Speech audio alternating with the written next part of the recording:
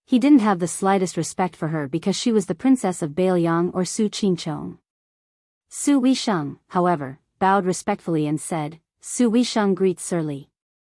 Sir, the words soared from the great snow plains are so loud that even the deaf can hear. Sir, everyone, and heir apparent. These 3 words had become a disaster after the spring and autumn period was settled. They were like a flood that couldn't be stopped.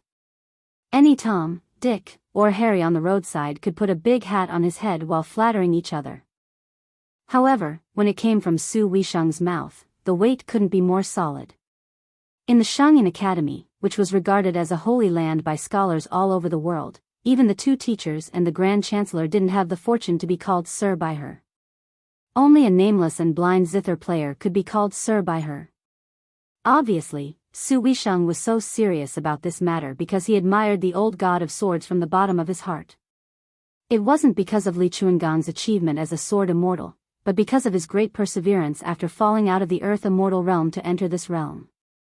If he was only a sword immortal, compared to Su Weisheng, he was just a boorish swordsman with sharper sword in his hand and more capable of killing people. What benefit did he have to the world? The old man sized up Su Weisheng and shook his head. Your aptitude is not as good as little Zhang's. Su Weisheng said calmly, I practiced the sword only to strengthen my body. Li Chungang lectured him without holding back, what a pity for such a good sword. In your hands, it won't be able to sing to its heart's content. Su Weisheng smiled and said, I only know some swordsmanship, which can't be compared to Mr. Li's swordsmanship. If Mr. Li lacks a suitable weapon during your trip to Martial Emperor City, Su Weisheng can give this sword to Mr. Li. Su Fengnian said angrily, no way. Su Weisheng frowned. Su Fengnian immediately smiled and said, I don't lack swords here. Li Chungang didn't even want to bother with his royal highness. He said to the decisive Su Weisheng, the sword is a good one, but I know that you have a deep understanding of swordsmanship. Saying that you only know swordsmanship is too modest. A gentleman fulfills another's wish, while a villain snatches another's. This old man is neither a virtuous gentleman nor a vile person who can't bear to see others doing well. I won't give them away or rob them. Moreover, whether there is a sword or not, it doesn't matter to this old man anymore. Su Weisheng, you don't have to test this old man. Since this old man has promised Su Shao that this kid can return to Bailiang without missing an arm or a leg, whether it's the Eastern Sea or the capital city, as long as this kid dares to go, this old man can guarantee that he can leave alive. Su Weisheng never bowed like a woman. Instead, he bowed like a man and said softly, thank you, Mr. Li, for your promise. Li Chungang had a helpless expression. He clicked his tongue and said, I heard that the Jiang girl was bullied by you and wanted to get back some face for her after meeting you. Now that you've bowed twice, this old man really doesn't have the face to make a move. Su Weisheng smiled calmly. His words were truly shocking. He said slowly, to tell you the truth, since ancient times, mother-in-law and sister-in-law have been at odds with each other. It doesn't mean that those mother-in-law and sister-in-law are all bad people. They just want to make the women who marry into the family think more about their husbands. Su Weisheng has always treated Jiang Ni as his younger sister-in-law. It's just that she has a lively personality and our mother passed away early, so I have to be the bad guy. However, Su Weisheng knew that Chao Chongqing took Jiang Ni away. If he had known earlier, he wouldn't have been the bad guy all those years. The tranquility was like a sudden clap of thunder. Li Chungang was stunned. He gave a thumbs up and praised, Su Shao is more fortunate to have you than to have this rascal. This chapter was updated on the 22nd. Chapter 330. Su Weisheng was not surprised by Li Chuangang's praise. He looked at Su Fengnian and asked, is there food on the ship? In order to stop you on the way, I was in a bit of a hurry and missed lunch. You owe those people a meal. Su Fengnian nodded and said, that's not a problem. There are many freshly caught freshwater fish stored on the ship. As soon as he finished speaking, Bluebird went to instruct the cooks to get to work. Su Weisheng turned to disembark the ship and brought the 20 or so scholars of Jixia onto the deck. These scholars of different ages seemed to be somewhat reserved. Only a few military students took the initiative to come forward and greet His Royal Highness.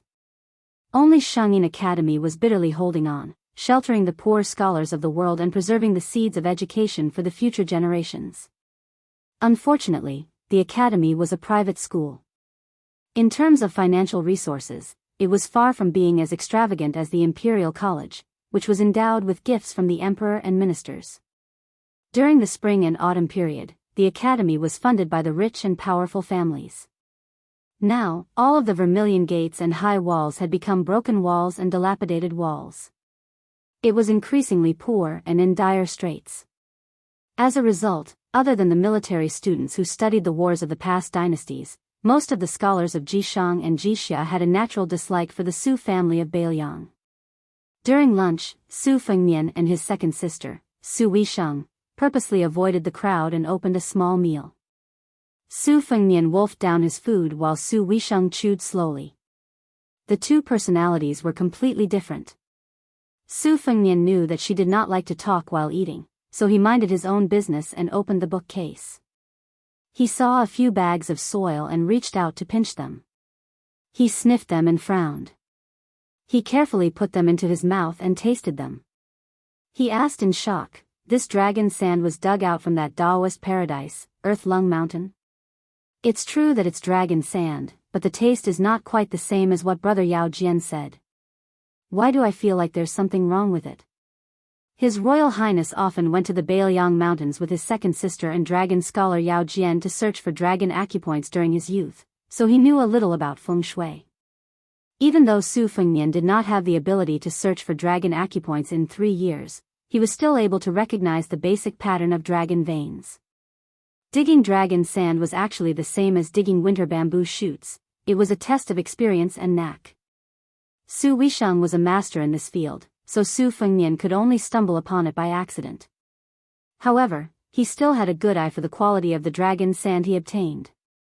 There were 6 or 7 bags of dragon sand in the box, most of which had already been burned. Su Fengnian picked up the bag that he tasted and sealed it with 3 yellow talisman characters: 3 pure ones rule, 8 ice plum blossom, and Chuyun's saddle horse. There was no doubt that it came from his second sister, Su Weisheng. This was because the seal books were very particular. The rules of the talisman had to match the birth date of the unearthed dragon sand. Furthermore, the unearthed dragon sand was not a small matter. Regardless of whether it was a Taoist dragon scholar or a green bag master, none of them were allowed to take dragon sand. This was especially so after the unification of the country. The imperial court had ordered that any dragon sand unearthed must be approved by the Chongxian Bureau and the imperial astronomer. However, in the past 20 years, there had not been a single case of approval. Su Weisheng's actions were undoubtedly against the imperial court's laws. However, Su Fengnian was too lazy to pay attention to such details. He was just curious about how the Earth Lung Mountain had been the top of the heavenly abode since ancient times, so how could an evil dragon appear? One had to know that in the ranking of the Grotto Heavens and Blessed Lands, even the Tao Court's Mount Longhu was several ranks lower than the Earth Lung Mountain. However, for hundreds of years, the Earth Lung Mountain had always been an ungoverned land where no great Taoist master cultivated. Counting with one's fingers, it had already been 500 years since the previous dynasty sealed off the mountain. Su Weisheng put down his chopsticks and sighed softly. The examination of Jixia scholars' qi-gazing technique this time was just a cover. The evil dragon has recently appeared in the Earth Lung Mountain, and Chancellor Wang deduced that it has something to do with Mount Longhu, which is of the same lineage as the Earth Lung Mountain. It was only suppressed by Heavenly Master Zhao Danping that the imperial astronomer didn't make things difficult for the imperial court. Su Fengnian's expression changed when he heard that. He gritted his teeth and said, "It must be that Zhao Huangchao's evil method of stealing the sky and swapping the sun. Sister, if it's really as I guessed, the imperial astronomer wouldn't dare to interfere at all." Su Weisheng had a face of doubt. Su Fengnian smiled and stood up. Come. Sister, let me help you wash your hair. We'll talk while we wash." Su Weisheng did not refuse. Su Fengnian had the green bird outside the door bring in a basin of hot water and a piece of jade pancreas. Poor families used to wash their hair with cheap and coarse honey locust, but rich families were much more particular. Inside the pancreas was ground pearl powder, so it was called jade pancreas. Su Fengnian held his second sister's soft black hair. His eyes were warm, and with a soft voice he said, "One night on Mount Quanglu, I felt like I was dreaming but not dreaming. I saw Nyangqin. Nyangqin came with a white python to protect me, this disappointing son." Zhao Huangchao, who looked like a middle-aged Taoist, said that he was cultivating at Mount Longhu, but he was most likely the old ancestor in the capital. He rode on a black dragon and went on a spiritual journey. His ostentation was lawless, and he said that he was going to enforce justice on behalf of the heavens. Coincidentally, a scholar named Xianyuan Jingxing entered the realm of Confucian Saint a few days ago. I asked the old god of swords about the rules of celestial beings in a roundabout way. I knew that the immortal Taoist Shinran of Taoism condensed their own fate and couldn't easily interfere with the operation of the mortal world. Zhao Huangchao's move more or less didn't conform to the principles of Taoism. This Taoist must have transferred the after-effects of celestial beings' out-of-body state to the ownerless earth-lung mountain. Otherwise, it would be tantamount to forming a grudge with the Taoist mansion of Mount Longhu. I don't understand. Our Bailiang obviously won't be so free to rebel. What's this Zhao Huangchao worried about? Su Weisheng said calmly, of course, he's worried that the Zhao family won't be able to stabilize their country forever. Su Fengnian sneered and said, which dynasty can be passed down for thousands of generations? They keep saying, long live the emperor and long live the empress, but who can really live for thousands of years? Eating carrots and worrying about salty things. Su Fengnian said gloomily, with this Taoist Shinran's realm, if he doesn't ascend, wouldn't he be standing in a latrine pit and not taking a shit? It's only on Mount Longhu. If we were in Bailiang, we'd have to mobilize 10,000 cavalrymen to crush this old bastard into powder. Su Weisheng tilted his head and the corner of his mouth curled up. He turned a blind eye and laughed, yawning toad, you sure talk big. Let's not talk about whether a celestial being Taoist can be killed. Let's talk about whether you can command 10,000 cavalrymen now. Let's not talk about 10,000, even 1,000, can you do it?